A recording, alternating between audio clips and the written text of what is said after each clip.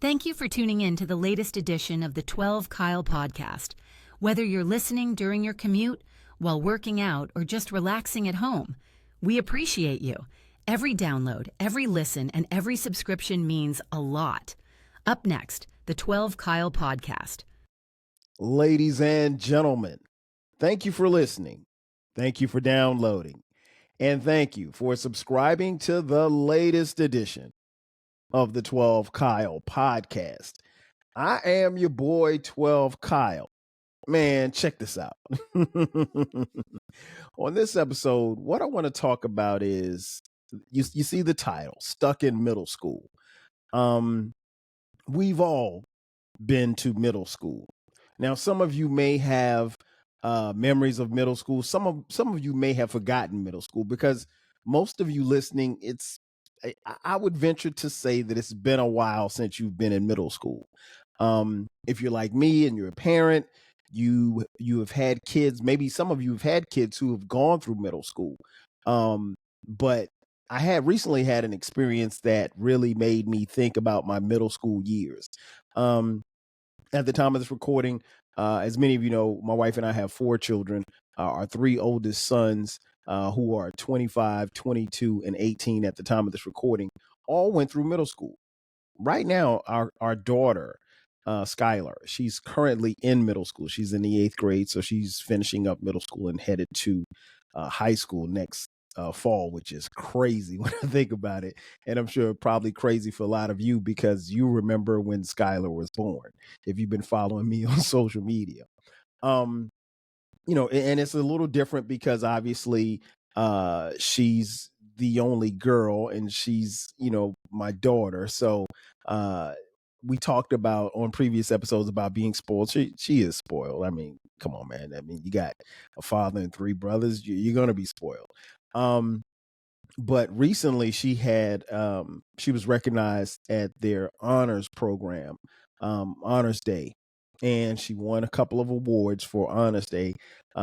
One being, she made the all A honor roll, which is something that a young 12 Kyle could have only hoped to do in 8th grade. Getting an A was good, let alone all A's in all subjects. But what was interesting was as I sat in the ceremony, I just kind of looked around. And as I looked around, I just noticed, some of the 6th graders, some of the 7th graders, and some of the 8th graders. And as I looked around the room, the assembly, I didn't see a lot of cool kids. I'm not going to call these kids nerds, but I didn't see a lot of cool kids. I didn't see a lot of kids with swag. I didn't see a lot of fly kids. I didn't see a lot of kids that were just like, what I would probably deem, popular kids. And again, I don't know any of these kids because I just know my kid and her friends. That's it. And they're pretty popular. But not a lot of cool kids. And as I sat in that ceremony, I noticed some of the kids, particularly as they walked up to get their awards. Some of them walking very fast, some of them walking very slow, some of them walking very awkward because they're in a assembly and they're in this room and it's a bunch of people. It's just parents. The kids were in the middle and the parents were in the bleachers. It was in a gym. That's where they held it. And the kids were sitting in chairs on the floor and the parents were in bleachers on both sides of the gym. And, I just noticed a lot about some of these kids. And like I said, they separated them by 6th grade, 7th grade, and 8th grade. Now, when I was in middle school in Florence, South Carolina, middle school was only 7th and 8th grade. Here, it's 6th, 7th, and 8th. But you see a lot.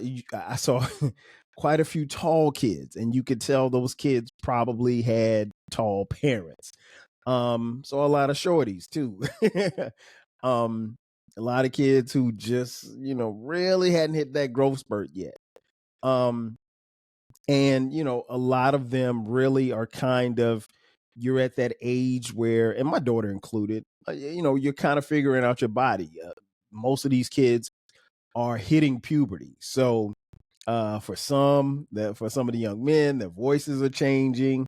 I even saw a little girl, and I felt kind of bad for her because she was a fair-skinned young black girl, and she had a little facial hair as far as above her lip. Um, that's tough. I mean, like you don't have any control over where your hair grows and how it grows and everything like that. And to have, hair above your lip as a young lady, that's got to be tough. But yeah, you could kind of tell that, some of them really are trying to get comfortable in their bodies because their bodies are growing. And again, they're going through puberty. So you're experiencing these things, you're feeling different things. I just remember puberty was a wild time for me because, now all of a sudden, those waterhead girls ain't waterhead girls no more. They starting to look kind of cute, kind of fly. And so it being in that room really made me kind of think back to um, a very, very tumultuous and not so settling time in my life. It was probably I would venture to say that middle school probably was the toughest 2 years that I had in my lifetime. A lot of stuff was going on. As many of you know, maybe you don't know, my parents got divorced right before I went to seventh grade. So from, you know, childbirth up until the summer of after my sixth grade year, my parents were always together. They were together. And, one of the things I always say about their divorce in particular, that divorce really changed a lot of what I saw in people. It lessened my faith in people. It made me kind of guarded to where I really didn't trust people like that. Because here's the thing, like my parents, and I've said this on previous episodes, and it's worth repeating. My parents never argued in front of us. It's me and my younger brother Damon, who's 3 years younger than me. They never argued in front of us, and so I think I remember hearing my mom and dad argue one time, like the whole time they were married. And so imagine, you're going through life, everything's happening or whatever like that, everything's cool, and then one day your parents get you together and they say, hey, we're getting a divorce. And I mean, it hit us like a ton of bricks. It hit me like a ton of, I don't know, how much it impacted Damon at that particular time, because I was almost I think I was going on 14. So I was 13 and he was 10. So, we were handling things differently. And again, it would be different. It would have been an easier pill for me to swallow if I'd seen my mom and dad argue all the time. It'd be an easier pill to swallow if I'd see my dad beating my mom or something like that. That you understand why they're getting a divorce. But just to come out of nowhere and, again, never arguing in front of us, never even hearing an argument. Now, I can't even say that because my kids have heard my wife and we try not to argue in front of the kids. And we pretty much, when we argue away from the kids, but they've heard us argue. But not like that. Not to the point where, we're going to get a divorce. And so it was a shocker. And then subsequently from, the divorce, we moved. So we left the house that my parents had purchased. And we moved to the other side of our city in North Florence, North Florence. And so now, but I was still going to be going to the same middle school, which was Williams Middle School. But I wasn't, I was in a new neighborhood, and it wasn't like a foreign neighborhood because we were moving into the house where my aunt and my cousins lived. And it was fine because we had plenty of space, but and we would go over there all the time and stuff. So I knew everybody in the neighborhood and everybody was cool. And I had friends there. My cousin Eric, we were in the same grade. That's my right hand man. So it wasn't like it was something foreign, but it was something. It was a total shock. And so we moved, and so now I'm going to this middle school, and I've said this on the podcast before. My first day of middle school, I stepped off the bus. I didn't know anybody because here's the thing: the kids that I went to middle school with, most of them went to Southside, middle school called Southside. So most of the kids went to Southside. We had a handful go to Moore Middle School. but everybody else went to Southside Middle School, and there was a handful of us that went to Williams Middle School because that's where we were zoned to go to school. So I wasn't changing schools, but even in going from 6th grade to 7th grade, I wasn't going to be around the kids and my friends that I knew since 1st grade, right? So it's a new school. I'm in a new home. And don't get it to us. It wasn't like I was in, like we were in, the Cabrini Green projects. I mean, we were in a really nice house in a very cool neighborhood. We had a pool and we had a huge driveway with a basketball rim, and we played basketball. I mean, like, it was the suburban of the suburbanist, if that's a word. So it wasn't like we moved from, one good neighborhood to a bad neighborhood. We moved from a good neighborhood to a great neighborhood. And that's where I grew up, and that's where I spent my high school and college years.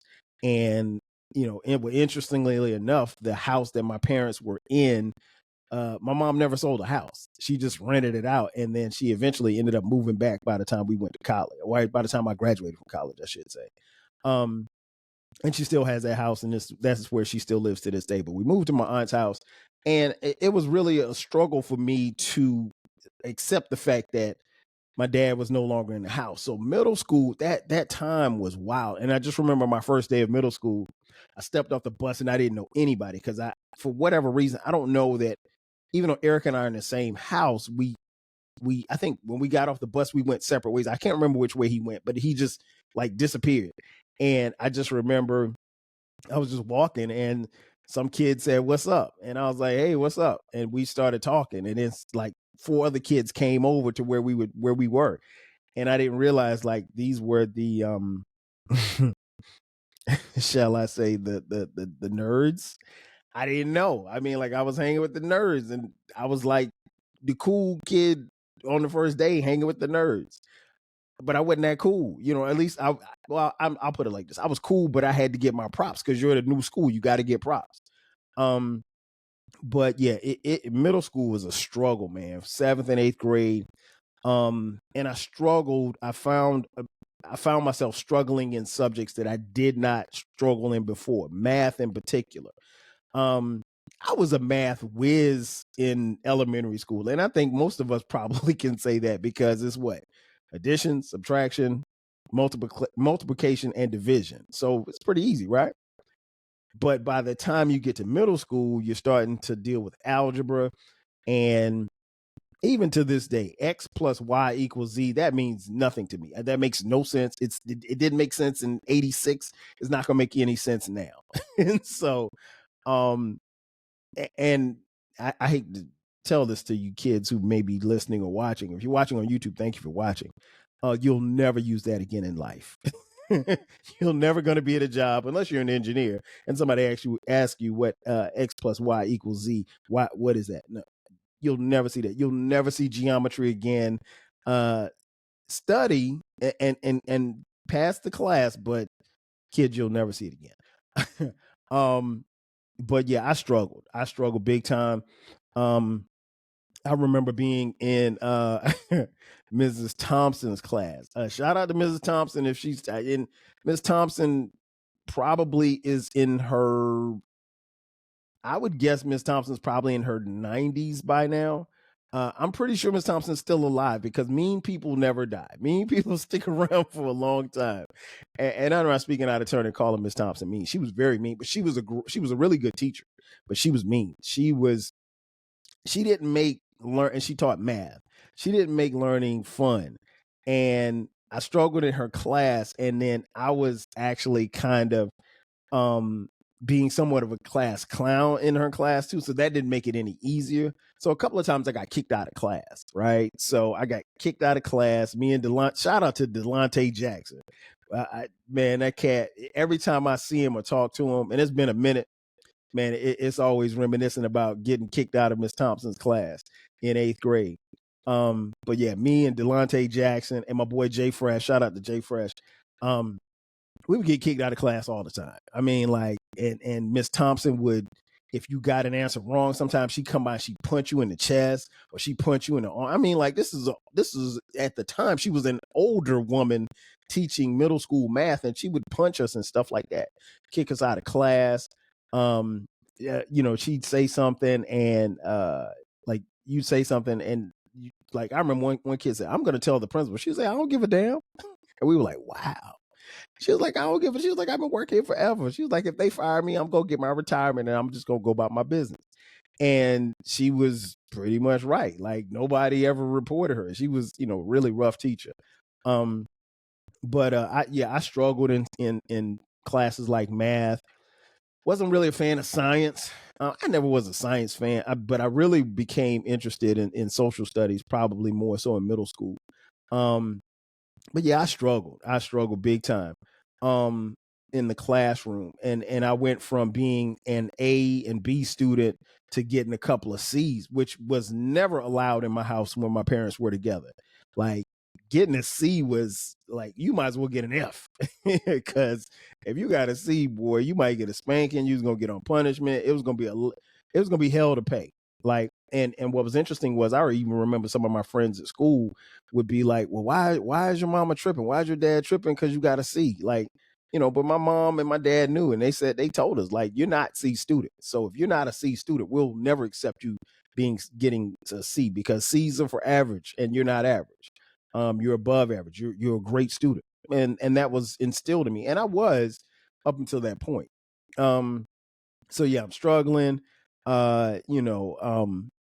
And then obviously the uh, thing that gets amplified when you get to middle school is uh, your interactions with the girls or the lack thereof. Um, I was cool with the girls. I'll be honest. Seventh grade, it took me a minute to kind of warm up. So it was probably I ain't really start probably cooking till like second semester. Because again, when I get there, I only know a handful of girls, and those are just the girls that I went to elementary school with. So I may know 10 girls at Williams when I get there. And again, you're there, everybody's doing things. Bodies are changing. You're starting to see girls who are some who are way more developed than grown women. And so it's like, whoa, wow, look at that. And so I laugh every time I see the movie The Wood, because that remember that scene in The Wood where Mike had to get up in front of the class and caught a Woody and had to put the book over his pants. I mean, that may or may not have happened to your boy. But, you know, it, girls were just, it was just so, again, you got the hormones going, but I was never afraid to talk to girls, never afraid to talk to girls. But it took me a minute to really kind of start it, really, really talking to girls. But it wasn't because of lack of confidence. It was just like I had so much crazy stuff going around me, especially with the divorce, and then I went from being in a house with my mom and my dad to being in a house with my mom and my aunt, and living with two women. That that ain't easy. At least it wasn't easy for me. But I love my aunt, love my mom. Um, and then probably one of the things that really, really, one of the big memories I had from middle school was the yearbook. We had, I want to say, yeah, I was in eighth grade. We took a yearbook picture, and I remember taking the picture. I had on this like burgundy shirt. Wasn't nothing. I needed a haircut. So it wasn't a fly. I didn't think the picture was gonna be fly. At least I wasn't dressed fly, I should say. And that was another thing too. Like, now all of a sudden I don't have, both parents in the house, and I never knew my mom's financial situation or my dad's financial situation probably until I got older. But we always got what we wanted, and I remember I remember asking my mom could she buy me some Air Jordans.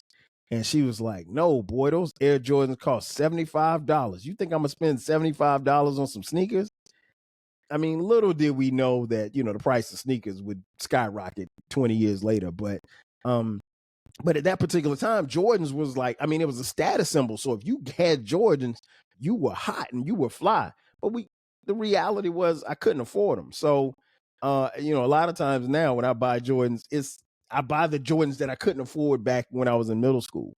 Um, but I remember, not even having the flies or kicks. I remember I got some shell toe Adidas, and I could only wear those. I could only wear those to school. I couldn't wear them to go play. I couldn't wear them to nowhere, just to school. I couldn't even wear them if I went to the mall. So, but anyway, we took yearbook pictures, and the yearbook obviously got published later on in the year. But a wild thing happened. Okay, so obviously this is what 87, I think. Yeah, the yearbook comes out 87. It was the 86, 87 year, my 8th grade year. And I remember that because as many of you know, my uncle Harry Carson played for the New York Football Giants. We went to the Super Bowl in Pasadena where they played against the Denver Broncos, and they beat them. I think it was 39-20. I think smoked them. But we went to Pasadena for the game. My first time in California, LA, had a ball. But I do remember it because it was that year. So shortly after we returned from the Super Bowl, the yearbook came out.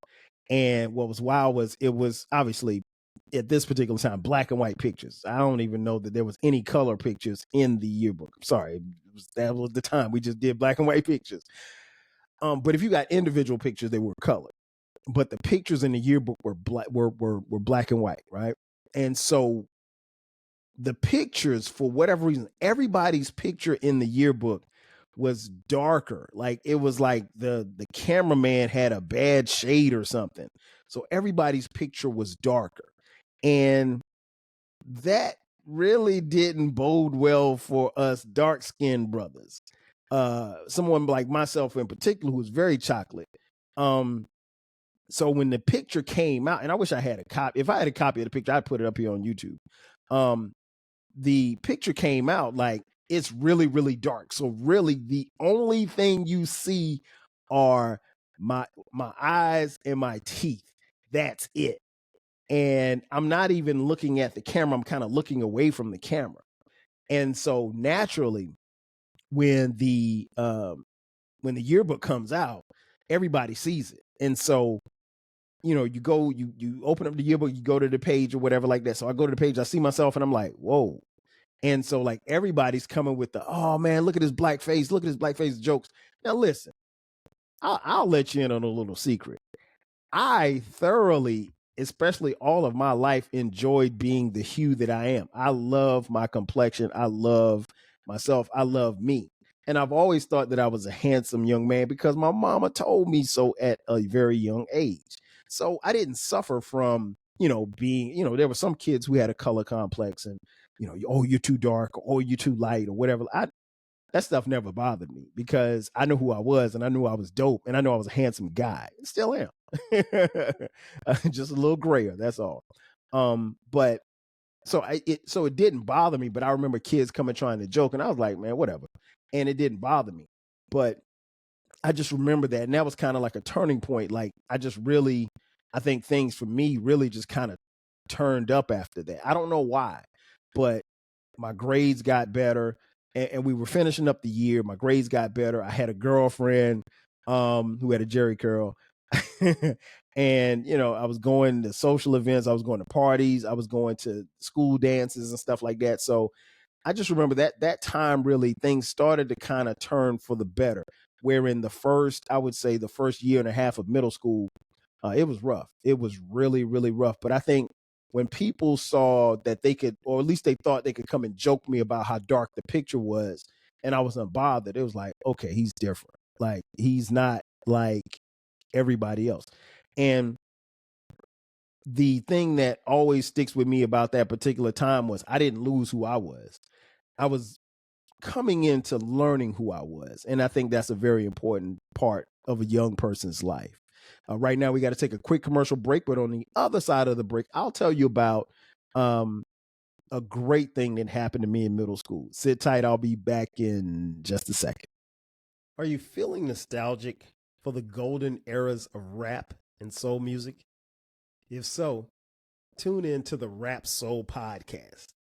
We are your weekly journey through the 80s, 90s, and 2000s, spotlighting the music and the hidden gems that shaped the soundtrack of our lives. From the powerful beats to the soulful melodies, we bring you the best of the past with fresh insights and stories. Rediscover the music that defined a generation. Subscribe to the Rap Soul Podcast and enjoy the vibes. And just like that, we are back. Once again, it's your boy 12 Kyle. This is the 12 Kyle Podcast, and we're talking about stuck in middle school as I reminisce about my time in middle school. Before the break, I mentioned that something really, really great happened to me in middle school. I stumbled upon some friends, and these would become eventually lifelong friends. I mentioned like I didn't have a lot of friends when I got to Williams Middle School. I didn't really have a lot of gear. I remember a couple of times wearing pants and jeans that were just a little bit too high. um, I didn't keep like fly haircuts. I didn't have any Jordans. I didn't run, with a bunch of people. But what I did do, I met, I think the first person that I met was my boy Rudy. And Rudy lived around the corner from me. And one of my other friends, my boy Jay Fresh, I've known Jay Fresh since we were 6 years old because we went to the same church. And, I already knew Fresh, but then I found out that Fresh knew Rudy. And so Rudy introduced me to Ezel, and he introduced me to Fred, and he introduced me to Bill. And like all of a sudden, I really found my crew because I can't say that I was hanging with the nerd crew, but like for the first couple of weeks, I was hanging with the nerd crew because I didn't know anybody. And then you add Eric into the mix and my boy Travis, who lived up the street. So we had our own little crew. I mean, like they were already crew. And I think that was important because everybody that I mentioned has been lifelong friends. Like this is the crew. And when I talk about my crew, these are the guys that I've literally been running with since day one. I don't know.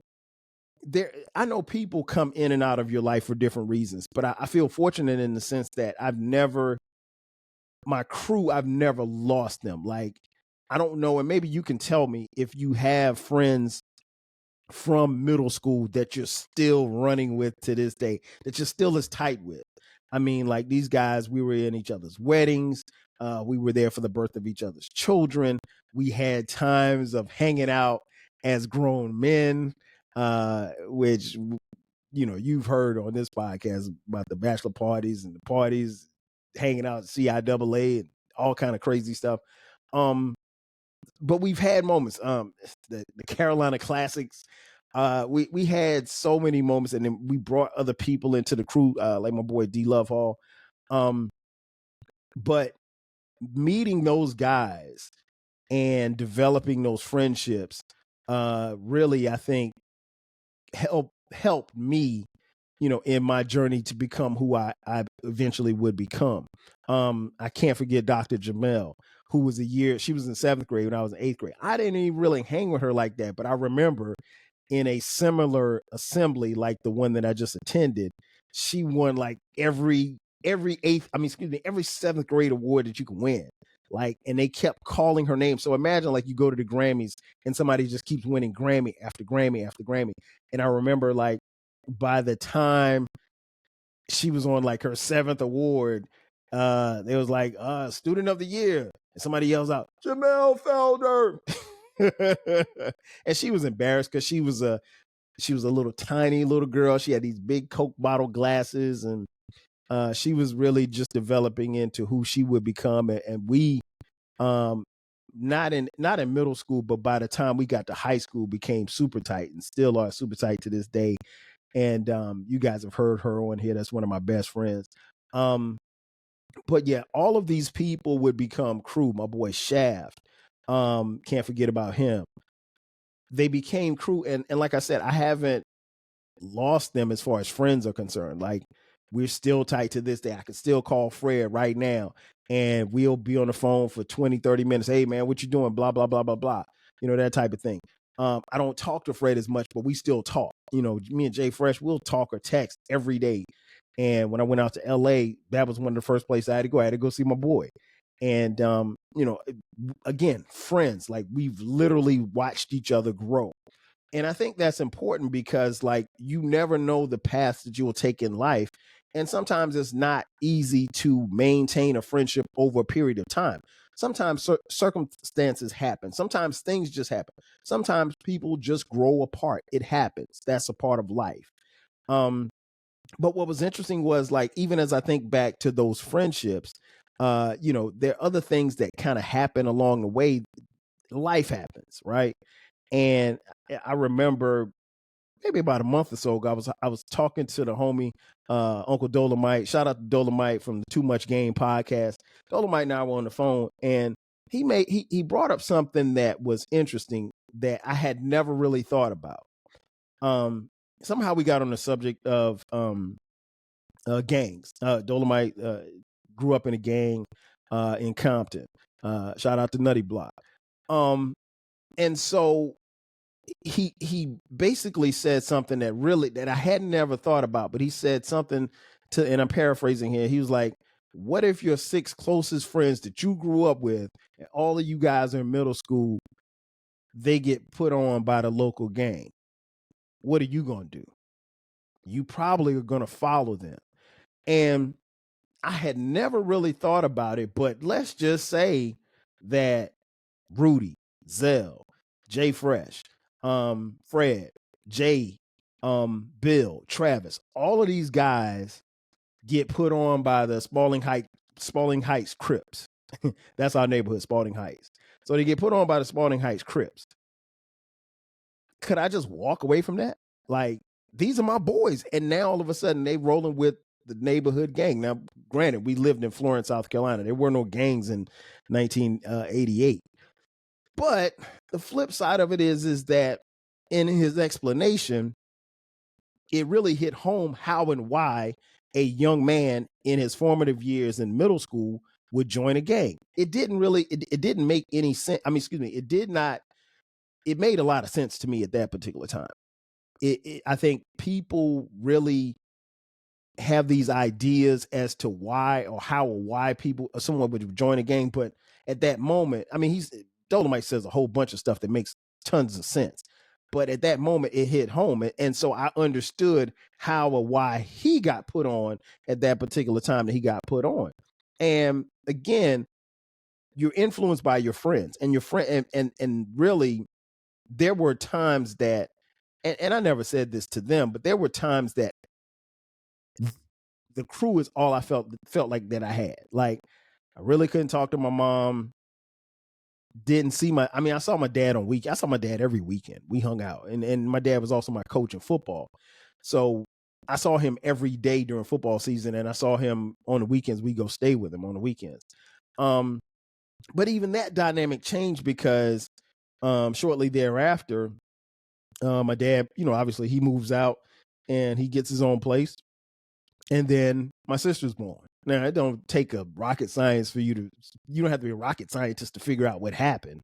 My sister was born like 8 months after my parents got divorced. So you do the math. And then my dad would eventually get married. So I've got this whole dynamic of dealing with seeing my dad and and we never stopped being close. My dad's still one of my best friends to this day. And we talk every day.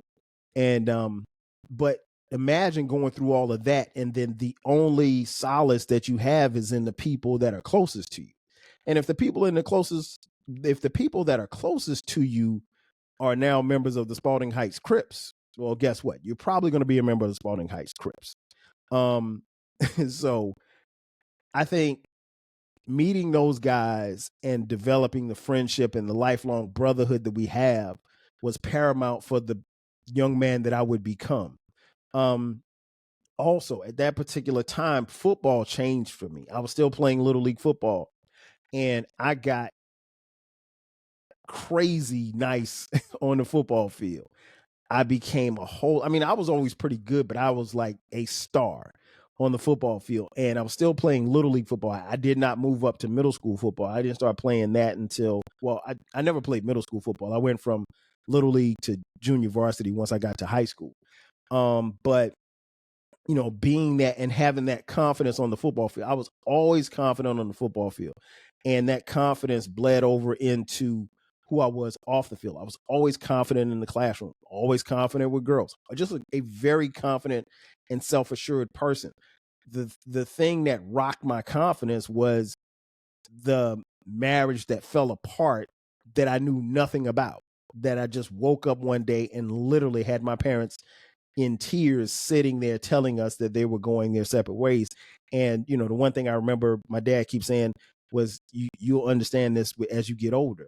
And I did, after I put two and two together and, kind of figured things out. But I mean, even then, even as I got older, there was still a level of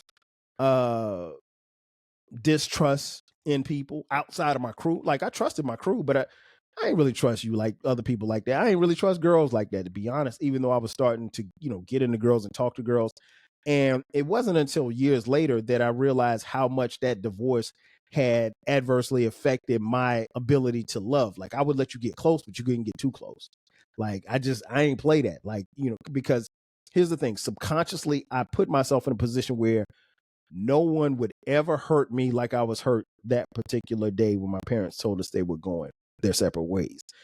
And was that fair in relationships? No, but you realize these things as you get older. Obviously, as I was able to get older and learn to love and open myself up for love, then I was able to receive love and, more importantly, give love as well. But middle school was rough, but meeting those guys, becoming friends with those guys, and then doing my thing on the football field really translated to me becoming more of who I was instead of a shell of who I could have been. And by the time I got to high school the next year, things turned around for me. But those 2 years were rough. And as I sat in the honor ceremony, I could only think about, like, I would have loved to have been in an honor ceremony. I would have loved to have gotten all A's. Can I blame it on my parents? No, I can't. But because, listen, there was a part of me, and I'll be honest in saying this, there was a part of me that slacked off too, because I know that my mom wasn't the disciplinarian that my father was. So if I don't have my dad in the house every day, I don't have him on my neck. Now, my mom would get on my neck, but it wasn't the same. You know what I'm saying? So, and as you get older, you learn things. And I mean, like, I was just like those kids. I was that kid with not the flyest gear, didn't have a lot of game, but was cool and was cool enough with the girls to where I could get them to talk and get your phone number and laugh on the phone and all of that good stuff. But I was that kid. I was that kid who hit a growth spurt in elementary school and ain't hit no more growth spurts after that. But I was slowly developing and being Kyle. And, I have to thank myself, for doing what was necessary, but also listening to my parents and my aunts and my uncles in that particular time. A lot of times I didn't want to hear it.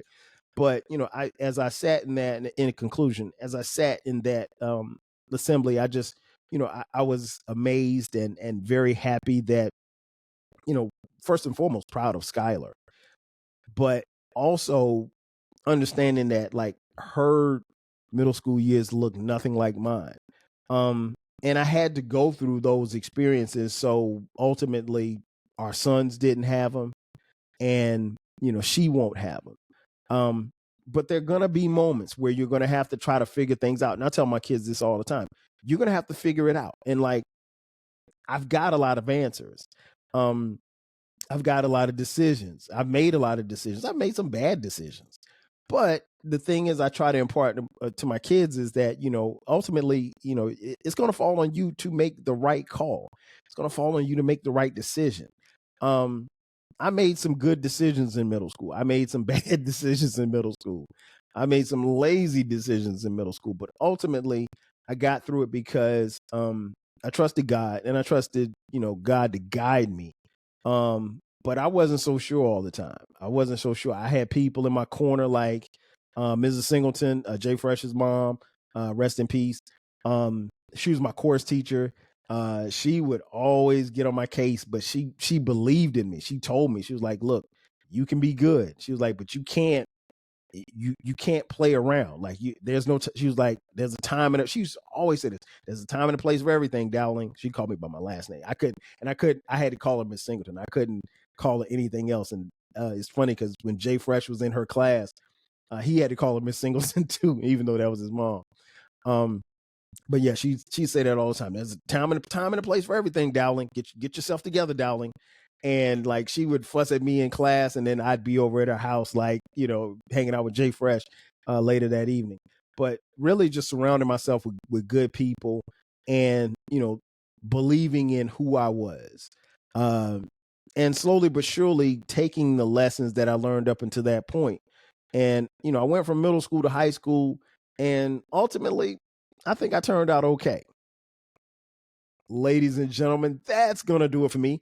Thanks again for checking out this edition of the 12 Kyle podcast. Be sure to subscribe to the podcast. This podcast drops every Thursday at midnight. We're on all social media platforms. You can find us wherever you get podcasts. You can find us on social media. If you're on social media, Twitter X, Blue Sky, Facebook, Instagram, Threads, and TikTok. We're also, like I said, the podcast is everywhere. It's on all streaming platforms. Wherever you're listening right now, check it out. Check us out. We're on YouTube as well. Subscribe there, hit the like button, hit the notification button. That way you get notified when we drop episodes. We also drop bonus episodes from time to time on Sundays at midnight. Also, we have a new baby. It's called the Rap Soul Podcast. It is the intersection where we have discussions about artists and music from the 80s, 90s, and the 2000s when it comes to rap, soul, hip hop, and R&B. It is the best music podcast that you've never heard, so you should check it out. And that drops every Monday, and you can find that wherever you get your podcast, wherever you're listening right now. That's where you need to tap in. Also on YouTube. If you want to contribute to this podcast financially, a couple of things you can do. You can buy merch. We've got a link in the description box. Hit the link that says merch. You can buy 12 Kyle podcast t-shirts, hoodies, as well as coffee mugs. We got it for the low. Also, you can hit us up on Cash App, $TWELVEKYLE.